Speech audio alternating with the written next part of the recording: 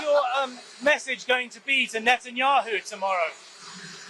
Well, we're working on a lot of things with Israel, and one of the things is probably a permanent deal with Iran. In other words, they have to give up all of the things that you know so well. The attack turned out, according to every single atomic energy commission, that was a complete and total obliteration. And we had the pilots, as you know, at the White House on Friday. They were incredible. And they confirmed that. They know better than anybody, by the way, but they confirmed that every bomb hit its mark perfectly. And they would have to start all over again at a different location. This one was, the word I used was the correct word, obliteration. What will your message be on Gaza to Netanyahu? I think we're close to a deal on Gaza. We could have it this week.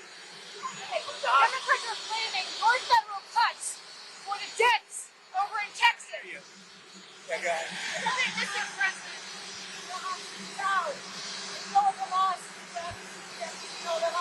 Yeah, I think there's a good chance we have a deal with Hamas during the coming week, pertaining to quite a few of the hostages. Yeah. You know, we've gotten a lot of the hostages out, but pertaining to the remaining hostages, quite a few of them will be coming out. We think we'll have that done this week. You said you had a strategic call with Zelensky the other day. What strategy did you I thought it was a good call.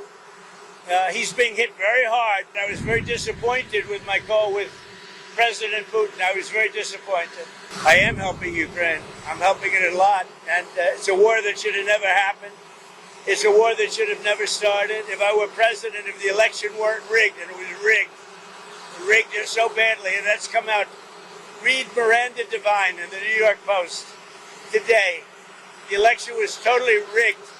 And if it weren't rigged, you wouldn't have a war with Russia right now, and you wouldn't have had inflation, and you wouldn't have had the horrible Afghanistan the way they left. Not that they left.